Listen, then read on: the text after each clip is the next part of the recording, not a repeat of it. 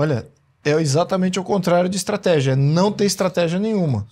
Porque o que a gente tem até comentado antes desse bloco é que desde o início do governo Lula, é praticamente toda semana algum aumento de imposto.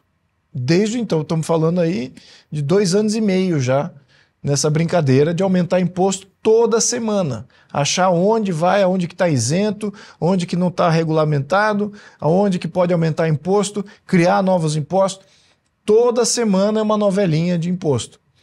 Mas agora o que choca não é só essa sanha arrecadatória, né? O Haddad virou ministro da arrecadação, né? Não é ministro da economia, porque ele não tem a mínima noção, e não estou falando isso para diminuir o ministro, porque eu acho que ele não sabe mesmo, é um fato. Ele e a equipe toda, todo o ministério, não é o Ministério de Economia, é um Ministério de Arrecadação. Os memes voltaram forte aí do Taxad. Mas isso é sério esse tema, não é uma questão assim, eu estou querendo diminuir o ministro. Não, eles não sabem os desdobramentos econômicos. Uma coisa é você arrecadar, a outra coisa é você entender os comportamentos que essa arrecadação vai gerar.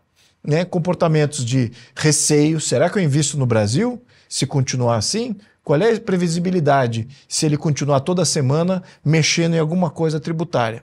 Né? Como é que eu faço? Então isso é um comportamento que ele não está modelando. E o comportamento está negativo, está todo mundo retraindo. As grandes empresas estão dizendo, não dá para ficar no Brasil. Teve até várias notícias dizendo que todas elas já estão fazendo contas de como se remover o máximo possível do risco Brasil. E se deixar alguma coisa aqui é porque não consegue externalizar isso sem gerar outras consequências. Então, veja o problema, além da questão política e social, né, que está acontecendo. Então tem desdobramento econômico, tem desdobramento político. Politicamente o Brasil fica ainda mais instável. E a sinalização para todo mundo, para os brasileiros, para aqueles que geram emprego, oportunidade, está dizendo o seguinte, politicamente esse governo não é viável. Não dá para você ter um governo que gera instabilidade econômica a todo momento. Isso não é governo, isso é desgoverno. Então, esse é o efeito político. E o efeito social? O efeito social é medo. É medo de perder renda, é medo de perder patrimônio, perder poupança, é medo de você investir sua carreira, a carreira dos seus filhos, no país que está com essa instabilidade e esse tipo de governo ainda aí, e fazendo isso até 2026. Então, é isso que eu acho que ele não está entendendo os desdobramentos. E por que eu estou dizendo que isso é um problema de Ministério de Economia? Porque todos esses efeitos, risco político, risco social, além do risco financeiro, isso faz parte da economia. Então ele não tá entendendo esses desdobramentos. Ou não está aí, ele está só olhando a arrecadação. Então é um ministro de arrecadação. Esse que é o problema agora, é o modelo de governo. Esse modelo de governo, esse tipo de proposta da esquerda, eles não conseguem ser sinceros com o povo brasileiro, eles não entendem outro modelo econômico, senão aquele em que o governo está gastando. Eles não entendem outro modelo político, senão tem que comprar o voto através de gasto do governo. E o eleitor brasileiro ele se vende mesmo. E vamos comprar o voto desse pessoal, porque é assim que funciona. Então veja o modelo no qual eles operam. Eu espero aqui que o Brasil, de fato, existe aí uma corrente ante tudo isso que eu estou explicando agora. Porque é exatamente essa... A gente está dependente dessa corrente. Porque na próxima eleição esse governo vai gastar bilhões, talvez será o recorde de gastos para sustentar um governo que nunca de fato brotou.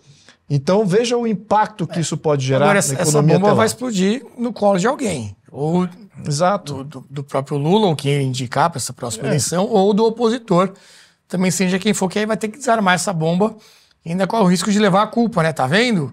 Voltou à direita, agora a gente está tendo que cortar tudo. Está desenhado, o roteiro está pronto. É 500 dias, esses caras vão ficar toda Cadê semana... o relógio do Lobauer? Toda semana lançando uma ideia maravilhosa como essa do IOF. Olha lá, ó. Aí, ó. Quantos dias? 569. Então, vai ser toda semana uma pérola desse tipo. Sempre ou por cinismo ou por ideologia, como disse aqui o Luiz. Por cinismo, porque não é possível que eles não estão vendo que 15% de juro e inflação fora de controle, quase que entrando em inflação fora de controle, essa inflação aí já é quanto? 15% ao mês? Nem sei te dizer quanto. Tá saindo, tá que nem a Dilma em 2015. Segundo o IBGE é 5, hein? Não, então, pois é, o IBGE Ao do ano. Postman, então, vai cair, quem sabe. Se você vê a inflação do jeito que tá, vê juro do jeito que tá, vê investimento caindo, o número de empresas que estão quebrando, tá? E toda semana saindo o número de empresas quebrando. Se faltassem 2 meses pro governo terminar, você fala, bom, fica aí nas suas estripulias, suas pirotecnias, e vem a eleição e seja o que Deus quiser. Mas ainda falta quanto? 500 dias são 14 meses. 569. E 569, então. 2 meses. É muito tempo. Então, assim, a chance de perder o controle nesse processo, perder o controle inflacionário é grande. Mas vamos imaginar que eles consigam segurar, que é o que eles estão pensando. Empurra com a barriga e vamos fazer crescimento baseado em dívida, que é o que aconteceu nos últimos 2 anos e meio. Mas o Brasil cresceu 2%, baseado em dívida. Crescimento em cima de dívida não significa absolutamente nada. É empobrecimento na veia para todo mundo. Então, até o final, um crescimento em dívida? Beleza. Daí vem a bomba relógio para explodir na colo de quem?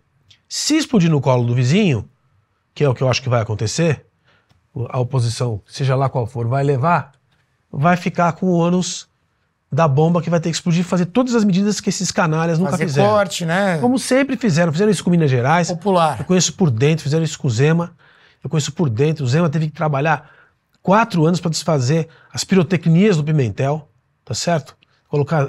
E com pandemia ainda, para colocar Minas de volta no trecho. Ainda tem muita coisa para arrumar, dívida herdada lá de trás, muito dinheiro de juros de dívida.